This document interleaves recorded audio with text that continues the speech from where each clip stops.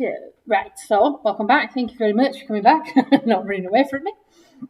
So before the break, we looked at the first part of that question, that wellbeing sessions are robust and actions, tasks are smart, and linked to the framework.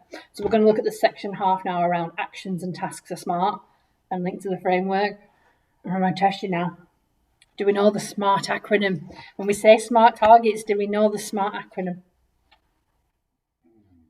Space. It is Time. small. No. Measurable. Measurable is one of them, yes. Yeah. Achievable. Yeah. I'll show you, don't worry. Is it time bound? Last one's time bound, yep. See, look at this. Specific, yeah. Should we go through them? Right. We'll go through them. No, right. Andy wants to get the R. Realistic. Fair enough. So yeah, specific. Okay. And when you were saying about small, actually that specific section, they should be small, bite-sized little targets. So yeah, small would be key here. And when you're setting these SMART targets and you're thinking about it specific, kind of consider what they want to do, why they're doing it, who's involved, where's it going to be at, where have they got to go, who's they got to talk to, and what's involved, what resources do they need? Do they need access to a computer? Do they need a form? What are they going to need? And you keep it as small as you possibly can. So I would say small relates really well to that specific section. Measurable, yeah, measurable. How will we know when it's achieved? What will we see when they've achieved it? What will the outcome will be? How much or how many is involved will we know when they've got to where they need to get with it? That doesn't make sense. When will we know? How will we know whether that target has been achieved? What will we expect to see as the result? Achievable. How do they accomplish the goal? Is it realistic based on other factors of their life at that time? Is it realistic based on financial factors, based on social factors? Having to think about, is it relevant? So realistic, relevant. Is it relevant to what that customer is doing at that time? Does it match other goals that they're working on? So say, for example, we were talking about the home action before that you would have open. Do we also have maybe a financial goal open where they want to save a little bit of money each week towards carpets or towards a full fridge stock when they move into the house? Do we have that little financial goal with them? Are you saving a bit of money? Because you do know when you move into social housing, it'll have nothing in it apart from kitchen cupboards and a bathroom. It will be a blank canvas. So are you putting a bit of money aside for carpets and the whatnot? Because carpets are extremely expensive. Do they have the capacity in their funds to save a bit of money? Is there any way we can shave back on some payments that they're making to help them save a little bit of money? And time bound, timely. Arian does that for you. Arian gives you a target date. So what you've got to do is set that target date. Yeah, just use Arian to its fullest. What can they achieve today? Can we get something done now? Can we make a phone call and get it done now and take it off and it's done? Is it a dentist that's going to need 6 million years? Setting those times. Can it be done today? Can it be done 6 weeks from now, 6 months from now, a year from now? Setting those dates accordingly. So we're going to have a go at setting some SMART targets. So I've got John here. Where's John? I've also got a little handout on the SMART targets, which I'll give to you as well, so you can have this for future fun reading.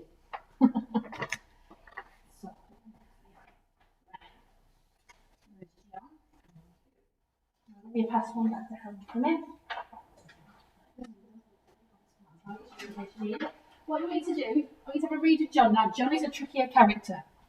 So John, again, you'll probably be nodding your head at some of the things that John does. Have a chat, and I want you to come up with maybe 2 or 3 SMART targets for John.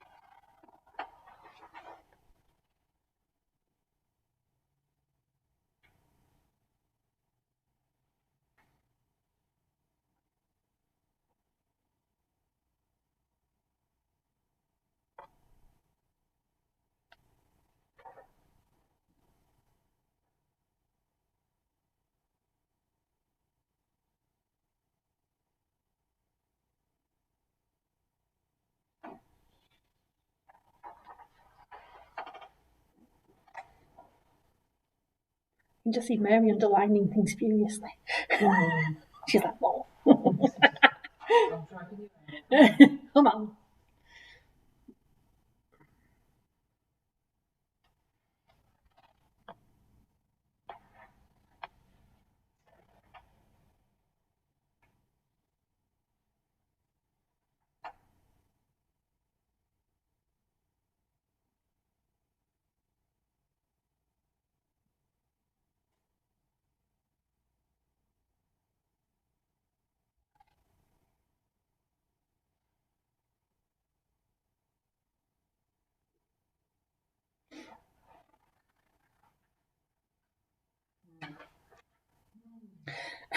There's noises coming. Okay, John. John's- Let's go to the bank and get your own bank account, please. It's a trickier customer, John, isn't he, than Emma? There's a lot more going on for John.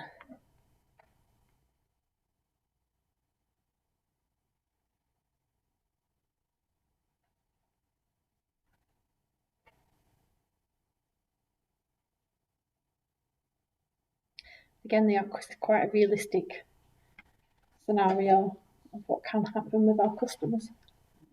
Oh, I'm not crying, I promise. Not my eyes. So just kind of have a chat and come up with 2 or 3 little smart targets. So think about how you would word it on the system and the whatnot.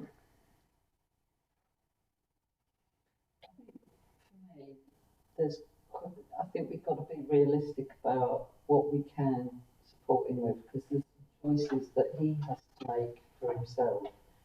But there are some practical things.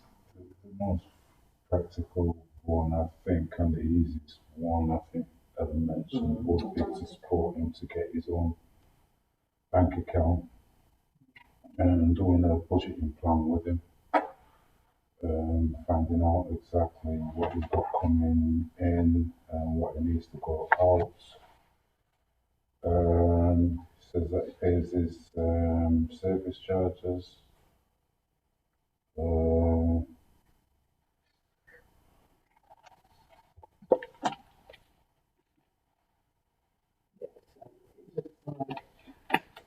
I mean, again, choices sort of thing. I mean, you can go along the lines of referring him.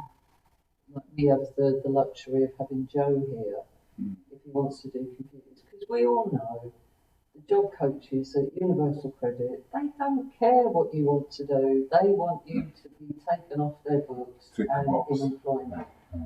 So yeah, it's looking at what other opportunities are there available to him for people who can help him maybe get into the computer thing. That would be what I think. So yeah, bank account, finances, employability coach. The rest of it has got to come from him.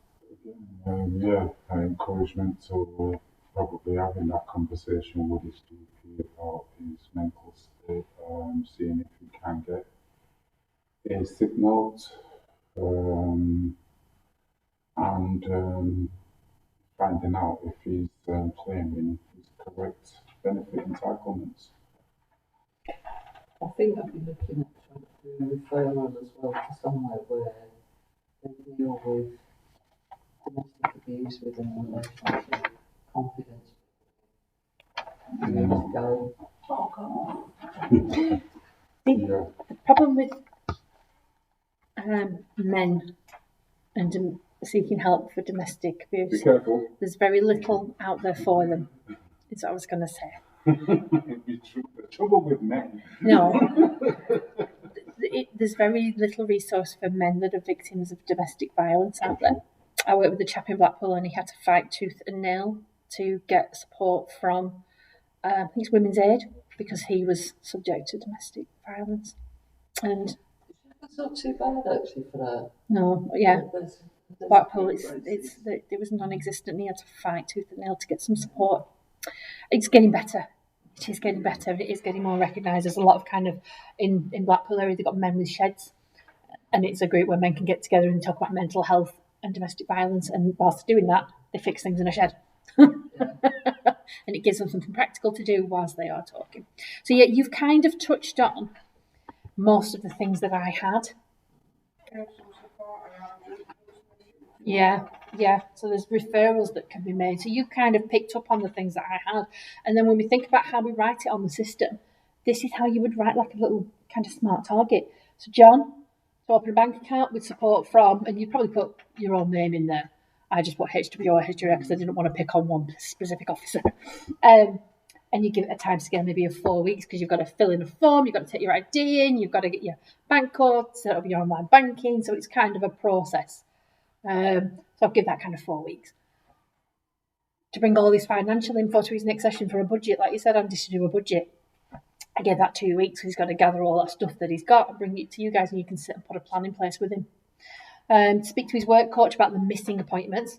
And again, like you said, about wanting to look at, yeah, you were right that job centres are really not bothered about what they want to do, just as long as they're not working. But again, I think Andy touched on getting that sick note to give to the job centre, because that will change the element of the UC he gets, and it'll give him some time to get his house in order a little bit. The missing rent payments, he'd been sanctioned. So that's a phone call to housing benefit with him to say he'd been sanctioned for these 2 weeks and providing evidence of that sanction. That will be back to paid, and then that's again. I learned Quick thing. yesterday though that if tenants are sanctioned, it does not impact on their housing benefit. No, it doesn't.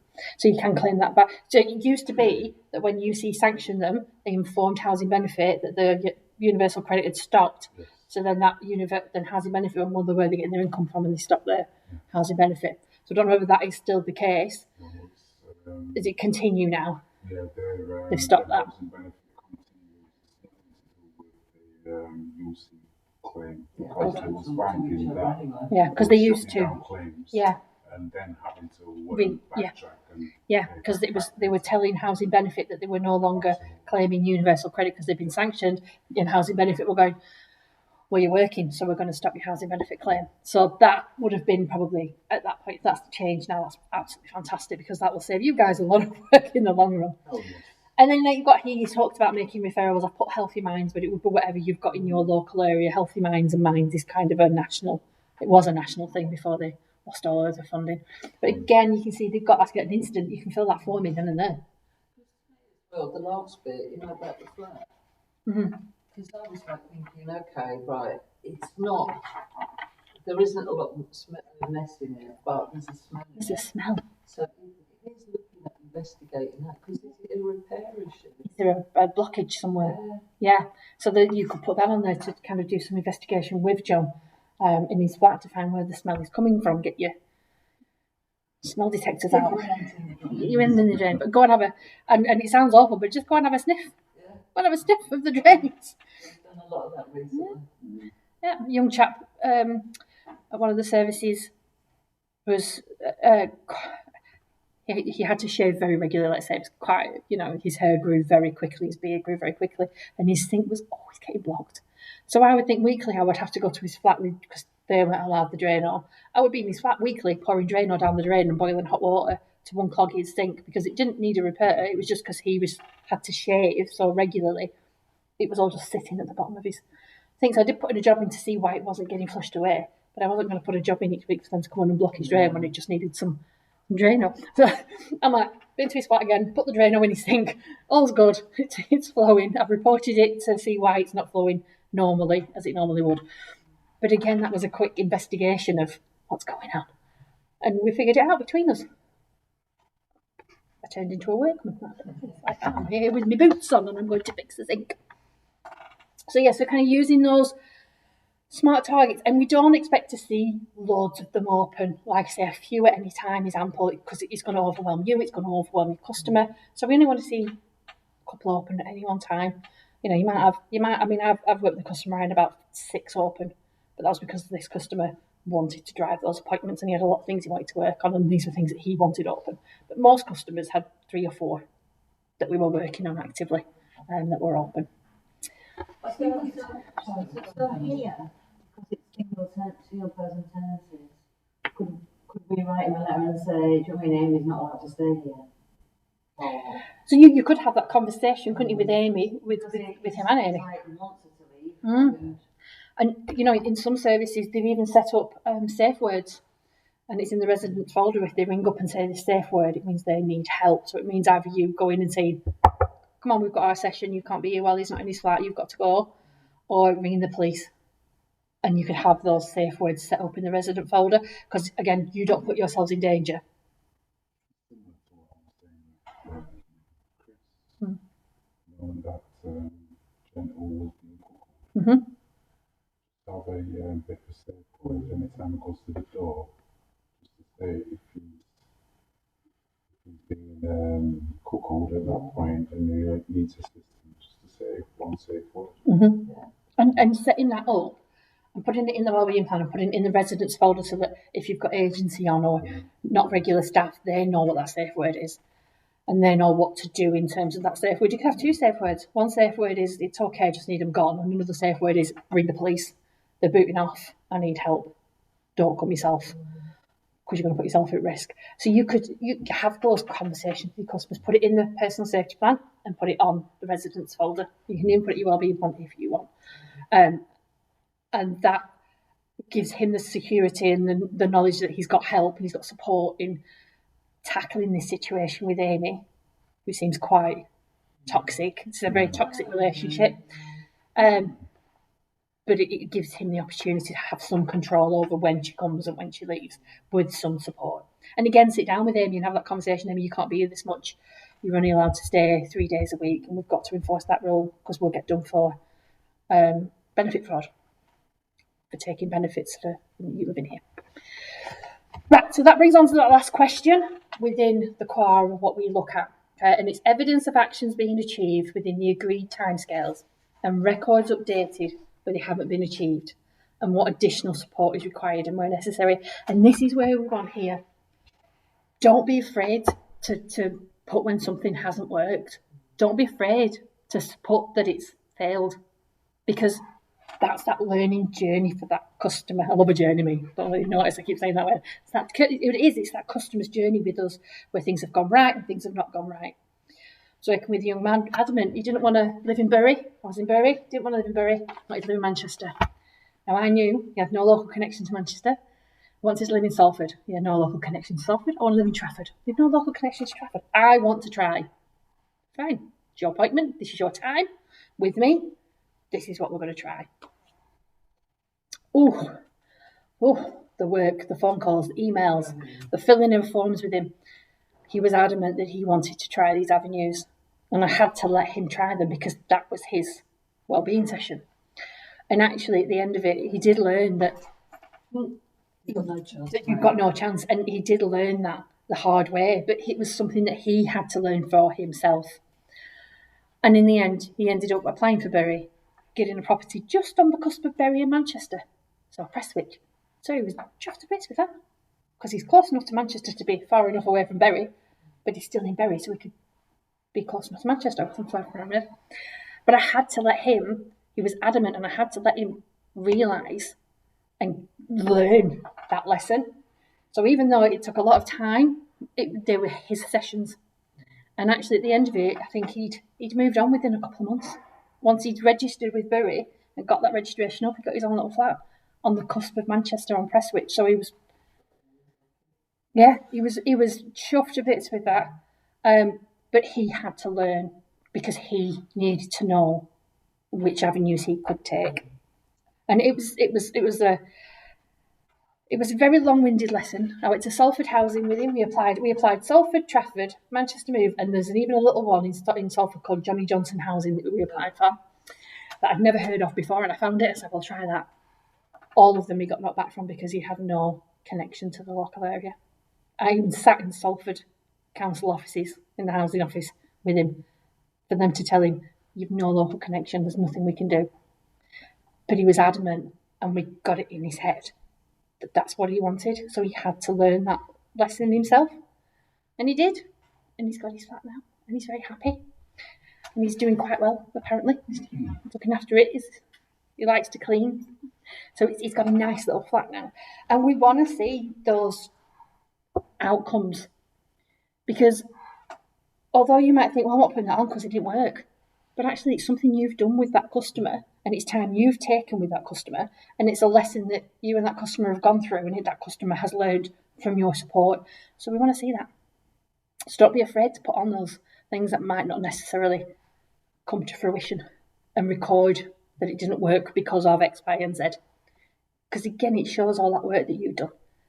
And if it's not written down, it didn't happen. So we're going to move on to kind of how we can standardise the way we use QL. And hopefully this will make things a little bit easier for you guys. Now, I don't know whether you can see that very clearly. So I have printed them off just so that you can see them a little bit easier. Printed them because it's quite small, isn't it, QL? It's not for calendar. I want you to just have a look at example A for me on the front.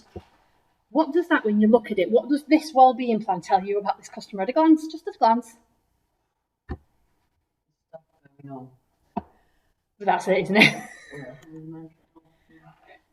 If I'm looking at that, I'm having to go into each individual one to see what's going on and what's being actioned, what's not being actioned. Yeah, and we are seeing some wellbeing plans that look like this, and it's making things harder for you guys. It's making things harder for your managers. It's making things harder for their managers. It's making things harder for everybody. And it's adding these actions each time you see someone is going to take time. So it's making your jobs harder. Whereas if we look at example B,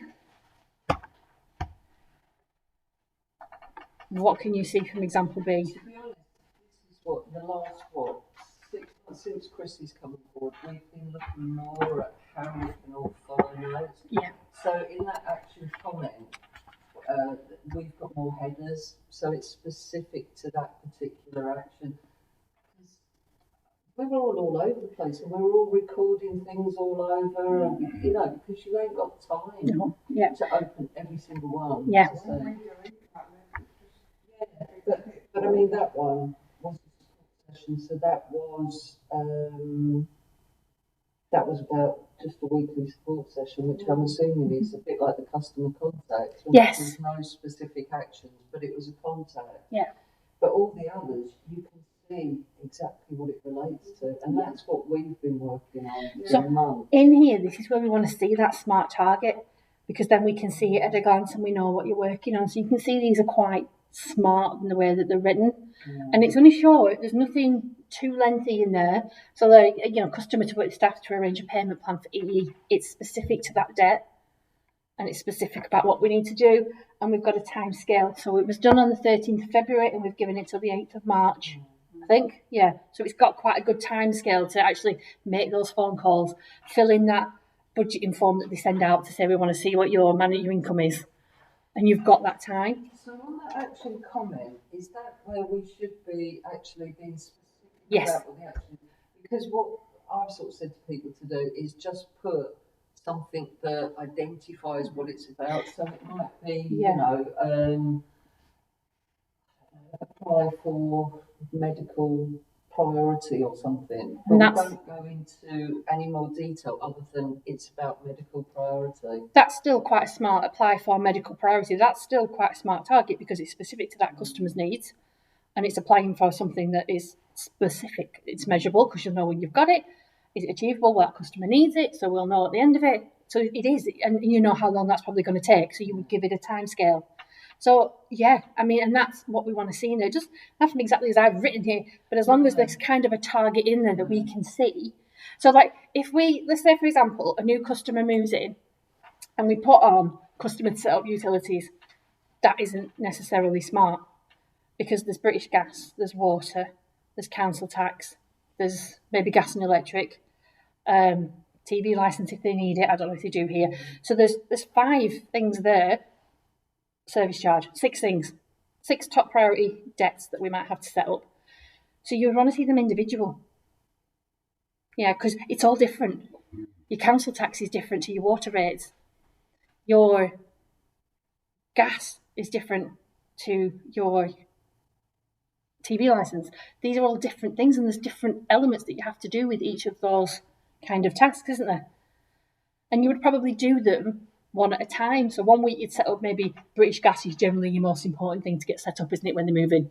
So they've got gas and electric on. Housing benefit, that's a specific one to get done for the council tax support and that. Well, we could do housing benefit as an individual, we could do housing benefit and council Yeah, tax. you do, because it's the same form, isn't it? I'd put them together. Yeah. I'd do your housing benefit and your council tax together. Because it's all on one form, isn't it? So they're you've got 6 separate goals there. We're not expecting to see them all on at once, because maybe your water rates and your TV licence doesn't have to be done at week 1, does it? It can be done in a couple of weeks when you've got maybe the most important ones set up. I don't know if do they do TV licence here? Do they have to do their own? That's their choice. Okay. Yeah. But it's there, isn't it? I'm again. Helen, is your partner sleeping you up? Is your band here? No. I'll just know. Yeah. Sorry, we've just running over. I will get through it as quickly as possible. Okay. So you can see that they are quite specific. I've got one down here that was done then and there. It was done, opened on the 13th, and it was a simple one that we did that day because it was using those communal facilities. And I've added the notes and I've closed it. And you can see I've put my outcomes here. We've got completed, attended, and customer completed. And that's telling me that actually we've completed that together. They attended that support session, but the customer completed that action around doing their own laundry, because that was their action to do their own laundry. I just supported them with it. And using these outcomes here. So if, for example, if they hadn't have attended that support session to that day, I would have put failed to attend here, or non-engagement, I think it is. It wasn't a non-engagement. And again, it's giving that clear picture, isn't it? Does that make sense? And I've changed the target dates. So all the target dates are different. And I've given them, I think I was over-egging my dentist by giving it a month, but I can extend that date. It's not the end of the world. Yeah? Does that look like it would be an easier way? Because then you can work in each time you do something around a dentist. So it could be that each week you get together and try a different dentist, or each month you try a different dentist. This month we tried this dentist, and you just add your notes, and you have to keep opening and closing actions because you've got one open that you're working on constantly with that customer, and that should make your lives a little bit easier. You'll have just. And every time you have to add an action, find the action code, find the user, put the comment in, add your notes. In fact, all you've got to do is click on that little tick on an open action and add those notes in. Which brings you nicely onto using your work tray. And this is the thing, I'm not talking about work trays today. You'll be glad to know I'm not talking about work trays today. But your work tray is there. What your work tray will tell you is when these are coming to a close. If you are using this target date effectively, your work tray should work for you. So let's have a look at the headings. So I'm sure you've all seen this. No. Oh! So there's a little kind of infographic. I've got a copy if you want it. And it kind of gives you an idea of where to put things in the actions. So if you look, you've got your home, around your moving, setting up bills and stuff. Mental health, you've got some things there. And would use this as just a guide. It's just a guide. I always think that something might kind of blow away. Yes. So Be a bit grey. yeah. So it's a guide, and it's there to help you. But what I would say, so things like domestic violence, it comes under physical health, but domestic violence can take many forms. It can be coercive behaviour, can't it? Controlling coercive behaviour, so that can come under social or mental health. So it's just using this as a guide. If you're really stuck with something, you can have a look at it and, I can do that and I can put it under there. But it's, again, use your kind of judgment on it, on what you would put things under. Do you want me to leave a couple of copies of this? Yeah. I did send Chris them. I've got loads there. I'm not doing this again, so you can have all of them. Yeah. laminate it and put it up. It is useful because it just helps you just look at it as a guide and not kind of you have to be driven by it, but use it to help you in your job role. So we're going to have a look at these action codes. So we've kind of touched on your finance, your mental, your physical, your home, and your social in that infographic. Those top 5 are where we want to see your SMART targets, okay, on those action codes. Does that make sense? Yeah. If you've had a conversation with somebody that doesn't resolve in a SMART target but doesn't fit somewhere else, use those action codes and just put the comment, not a target, conversation notes around this, and then put your notes in if you want to use that. But highlight that it's not a target so that we know it's not an action that's ongoing. We just know it's a conversation that you've had that doesn't fit anywhere else. Okay?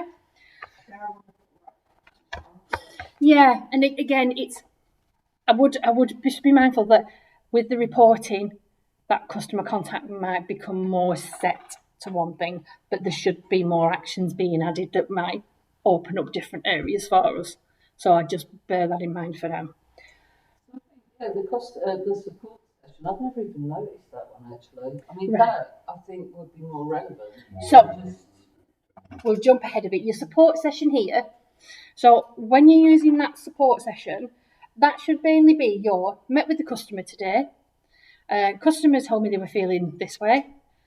During this session, we discussed this, and this, and we updated. So you could say updated physical health target for dentist, updated mental health target because they went to the counselling session. And then go in those actions, put your notes. And what you're doing in that support session, you're telling yourself and your manager where to go to look to what's been updated in that session. And then you would close that session down at the end of that one session and set another one for your future session. So you know you've got another one coming up. But can we use that? Because as I say, we're reliant a lot on that Customer contact. 5-minute contact. Yeah, use that. Going out the door. Because for me as well, that support session is, we can use that for they're going away. Mm-hmm. Because sometimes it's like, have they told anybody they're going away? You know, like when you're doing the customer contact. Mm-hmm.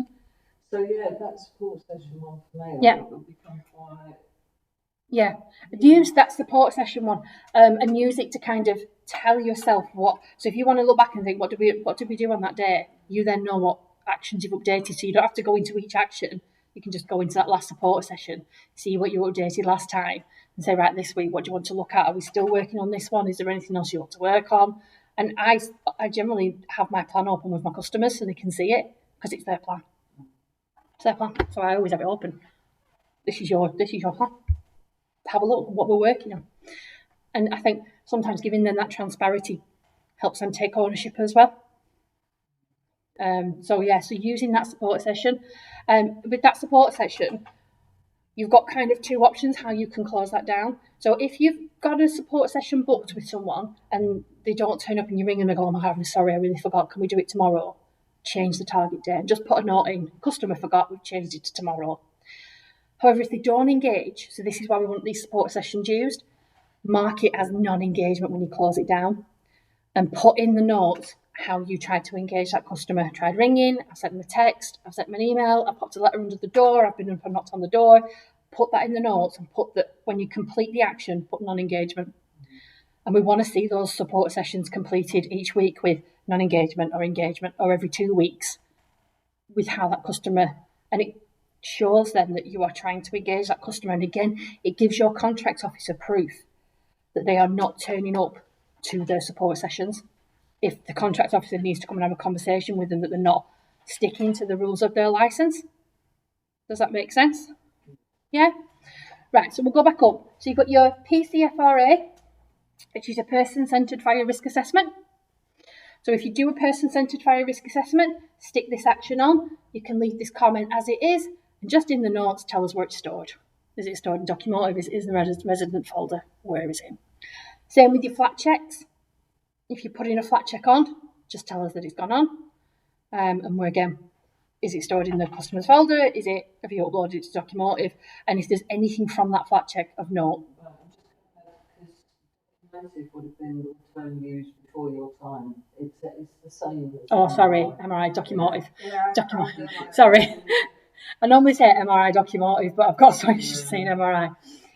So these, okay, what I will say is we don't want to see kind of a blanket approach to these. You're not going to get marked down on a blanket approach to the PCFRA, but there will be a kind of question around there's a blanket approach to flat checks.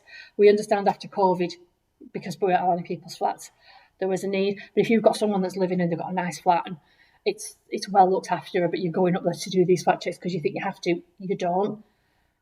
Because that customer has a nice, clean home, and you might just do them every 6 months to go and check there's no repairs. Because you won't like it yourself if someone's knocking your door every week going, do your flat check. But it's tidy and it's clean and I look after it. I need to do it. So Lisa will question blanket flat checks. So that's a kind of heads up. When is all this expected to be? Oh, it's listen, they're going to restart. We're redoing some of the scoring in the choir at the minute, so they're not going to restart till May. Right. So, but then again, as long as we were seeing those kind of changes coming in, we know that they're happening. So that's, Because I'm just thinking, because there was a guy that I was going into his flat every week. If it's needed, I was putting it on. Oh yeah. if it's needed, yeah, if it's needed, absolutely. And if you are putting it on home, I put it on the IW home rather than flat check. so that's as long as we can see it in the notes, we'll know what's going on. I didn't realise. Yeah, but there is, and that could just be a 6 monthly one. Maybe you could use it for that. The flat check one, we're not going to mark you down for putting on flat check or putting it in home. That's not going to be the problem. The question is going to be, are they blanket and why are they blanket? That will be the question at least we'll be asking. However, if they are needed, we are all for them.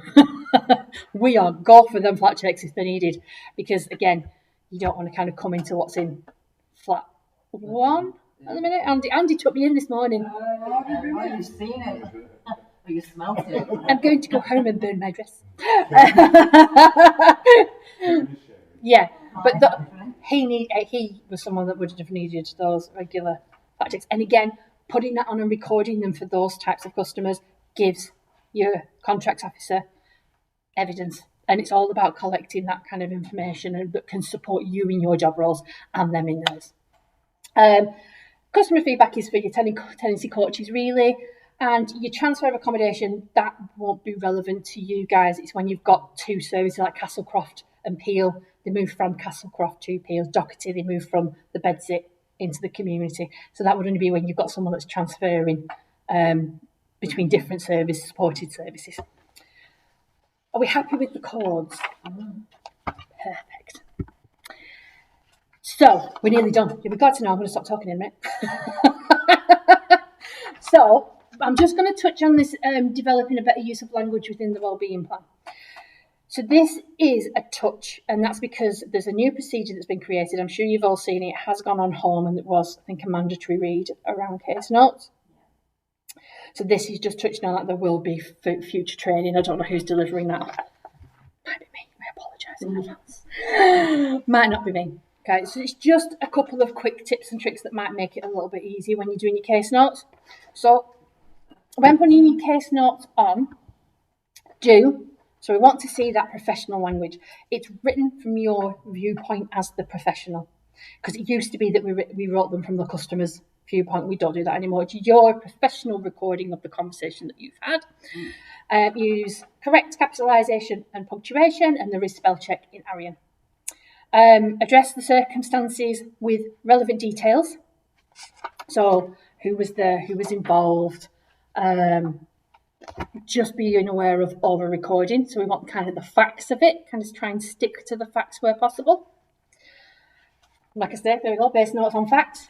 So what you've seen, what you've physically observed with your own two eyes is a fact. So if you've seen something that has raised concerns, record it. Just remember to record it in a professional way. What I would say is if a customer comes to you and says, this person's doing this and that person's doing that, we've got to take that with a pinch of salt sometimes, don't we? Hearsay, isn't it?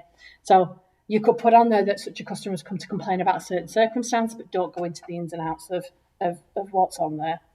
Again, we've got to also be aware of our own beliefs and opinions when we're observing something. So maybe sometimes just taking that step back and, okay, so I've seen this.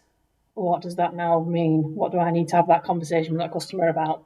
And maybe wait till you've had that conversation before you put it on the system, so that you can have that conversation and get it from their viewpoint, what you've seen. So again, you get their opinion on it, and then you can kind of base your notes around what you've seen and what they've said. Does that make sense? Perfect. I tend to as well to include swear words, because that was actually Yes. what I said. Yeah, and you can always asterisk them if you're a bit genteel, because again, if you're recording verbatim, it shouldn't all be verbatim, but if we want to catch the snippet of what they said and it's sworn at you, you write that in. If you want to put the star and the asterisk and all that things in to take out a couple of words to make it look a bit prettier and less aggressive. Oh, no. Mary's for the aggression. Mary's for the aggression. Say it as it is. And then spell out acronyms at the beginning before using them, because sometimes we don't, because we're not from your area, we might not know all the acronyms. Obviously, we don't know what UC is, but then if you've got like other local agencies that have used acronyms a lot, just let us know what they mean, because we'll be like, what the hell? Lisa will ring me and go, what's this? I'm like, I don't know. Google it, Lisa. Google. You've got Google. Google it. But it's just about kind of pinpointing other people that maybe, if you've got someone new coming to work at the service that's never worked in this industry, but is starting out in our service, they might not know what all these acronyms means, and they can read it and they can see it. And then don't use slang, street language, cliches, or jargon. Don't use metaphors. I am a nightmare for using metaphors. One of my favourite metaphors is you can lead a horse to water, but you can't make it drink, and I say it all the time, and I have to stop myself typing it in case notes, because that's what I'm thinking. Don't write in code so that nobody understands. Don't write about personal details that don't impact the case. And don't include personal identifying information where possible. If it's needed, we get that, but not always needed, is it? Okay? They should be clear and concise. So, when you're writing your notes, consider who was involved. Customer, staff member, visitor. The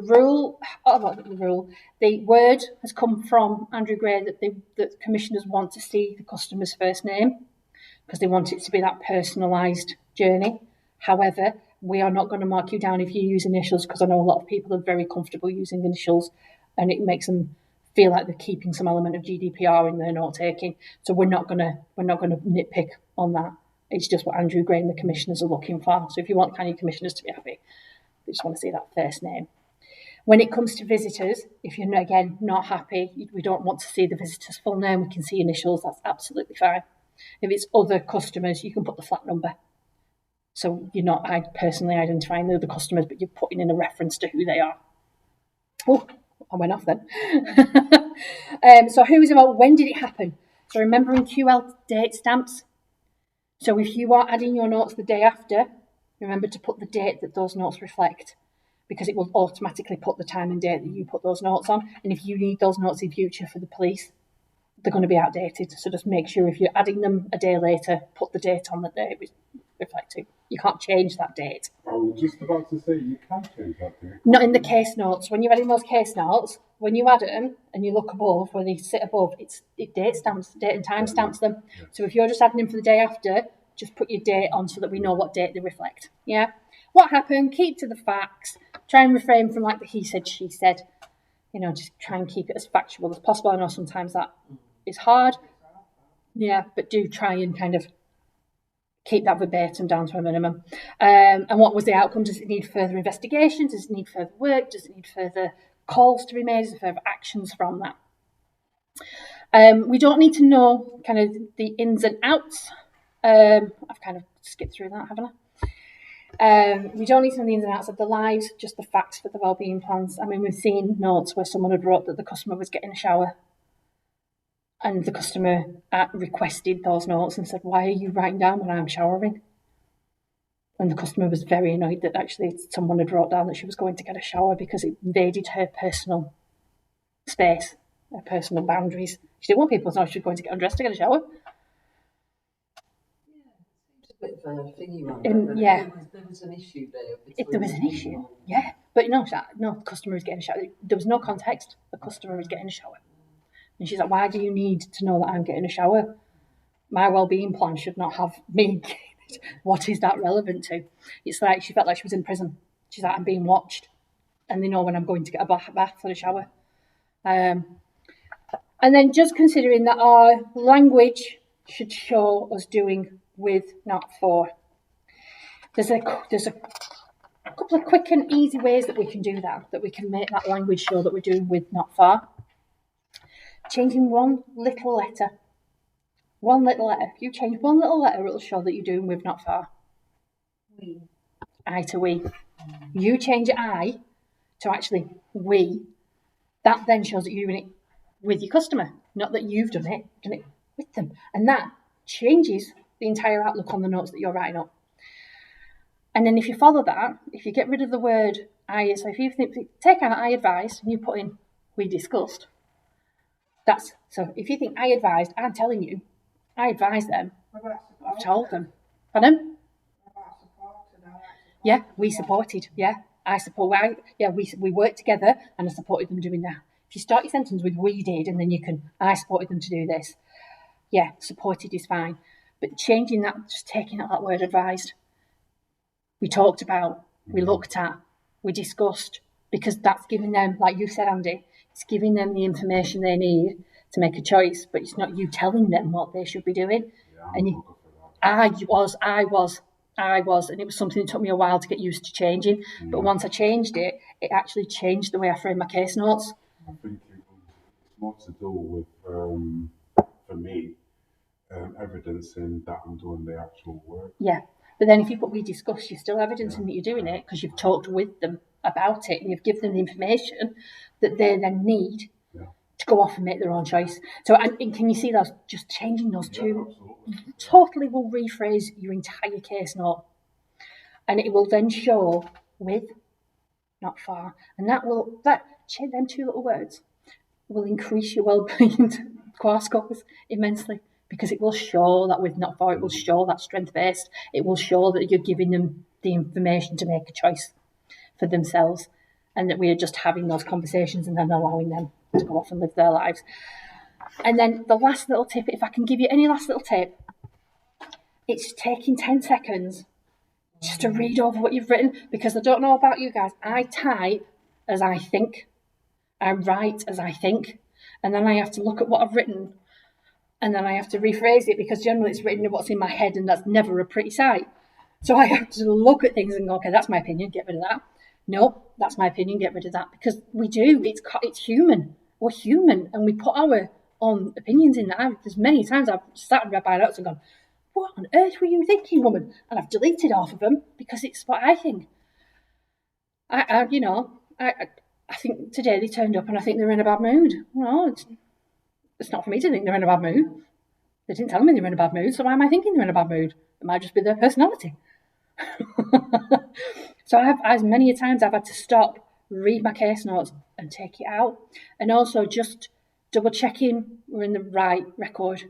We've got a couple of instances with people we're in it, we're updating notes and we're in the wrong record, and then we have to get IT to delete them, and that's absolute rigmarole. Because I can't delete them. The super users don't have access to delete them. It has to go through IT. You've got to give them the property code, you've got to give them the case number, you've got to give them the lines that you want deleting. It's a bit of work. So it will just, again, save you a bit of time. Also, from my point of view, when I'm doing the audits, and I'm reading the words to try and find what's going on, and I'm thinking, this is got to be good, because somebody's done it so far. Yeah. That words are heard. Yeah. Or they've been spelled completely incorrectly, so they're not like sitting there trying to go. Yeah. So Arian has spell check. So yeah, Arian has spell check, so I make use of spell check. But yeah, just honestly, I can't tell you the amount of times it saved me from putting things in people's wellbeing plans, just sitting there afterwards and looking at it and going, what were you thinking? Reword all of that, Alison, and put it into actually professional language rather than the language that's in your mind. Because we're so busy, and I do totally get it, and I really do. But if you can just take a couple of seconds to read over what you've put and then edit. What was it? Coco Chanel said that take one thing off before you go out. Think about that when you kind of look at your notes. Is there too much? Have I put too much in? Do I need all of that? Do I need all of that argument that went on? Actually, we can just say customer was upset about this. We discussed it, and customer was happy with this result. So then it takes out all of that massive argument, but it shows that the argument was had, but there was a result, and it's just the facts of what happened, and we don't need all of it. And he said that, and then shouted at me, and then you can put in the customer did throughout this argument tell me to chuff off, and you can put that in if you want to put that in there, because you've recorded again the aggression. Yeah, because I think that's it exactly. Yeah. Because it is showing. It shows it, doesn't it? It shows that ASB. It also then needs to look at the risk. Mm-hmm. Like, And is again, this happening just to one person? yes, yeah. Or... And it gives then your contracts officers more evidence if you need your contracts officers to get involved. You'll be glad to know we're done.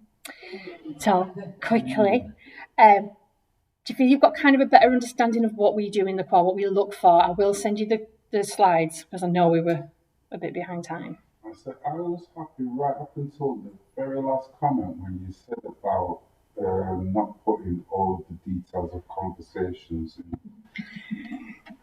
I was just thinking about how we've had to get notes back for Linda and the contracts officer. If we hadn't have put in so much details about what conversations had took place and what was said, perhaps we wouldn't be in the position where we're counting down bodies. What I would The say, abusive language, yeah. what I would say with that is just be mindful that the customer has every right to access those records. We're not putting anything. And and that's the thing, and it's about it's trying to make things a little bit more streamlined, and with this professional case note writing, things will change as to how we're recording case notes, and I would expect to see that kind of challenged, because they want that factual based case note recording. I would say if there are elements of the conversation that are prevalent and that are needed to be recorded, by all means record them. But we don't need that. Then I said this, and then he said that, and then I said this, and then he said that. You can put in there, customer expressed these concerns, and you can bullet point them. And then I responded with these answers. And then what that's doing, it's giving the facts of what happened in that conversation. And it's you can say to the customer, I've written this down, this is what we talked about, these were the responses. And it's again, how you present that as a professional case note. Well, I'd just add, obviously you're all aware that I had to go back over 4 years of notes for an individual. And within that, there were some that I excluded and some that I chopped about because there was stuff, it wasn't relevant, it was opinion. Yeah. And giving that to the legal team, they don't want to see that. They only wanted the facts. And then, I cut it down from, I don't know how many thousands of pages to 20. And then they wanted it cut it down even more. Yeah. So a lot of the time it was, we don't care that he upset anybody. We don't care about this. We just want to know that there was an incident on this, what it was, and everything else. And I think, we could actually use that as an example, go back over those notes and look at, do you think that's relevant, how much we put in? Knowing what contracts are satisfied with, that's okay. I'm more of a person, too much information, decipher. You can decipher. Yeah, no, I get what you're saying, Yeah. but if we go back and just use that as an exercise, you can look at, and it's, it's all of our notes, every one of us put in too much detail, especially towards the end, because of pressures. Yeah, of course it is. Of course it's time constraints, and you're trying to get everything on. To make sure that You've got everything. We've got everything. Absolutely. we were trying to hammer home what was going on here. Yeah. So it's just, again, about putting it in a professional way, and finding a way to keep it factual and professional whilst you're recording what you can. And that's why we say just take a couple of minutes and read over it. Yeah. And that's kind of what we look for in that quarry, is that professional approach with that customer.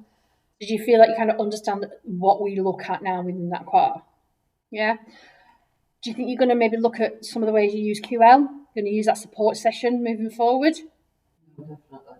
It will make and use those actions just to record your SMART targets and keep working in those actions and close them when they're finished, save you opening and closing loads of actions. And then are we going to maybe change I to we?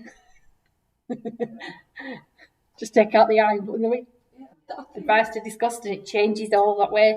We look at it. I think I'm just thinking of one of them recently, where I put down we discussed blah blah blah. Perfect. Action I was going to send because it was only something I could do, and then the next bit was I sent the document. And that's fine. If it's only something you can do, that then that has to be recorded. But generally, in those wellbeing sessions, it should be a together thing, a we thing. Any questions?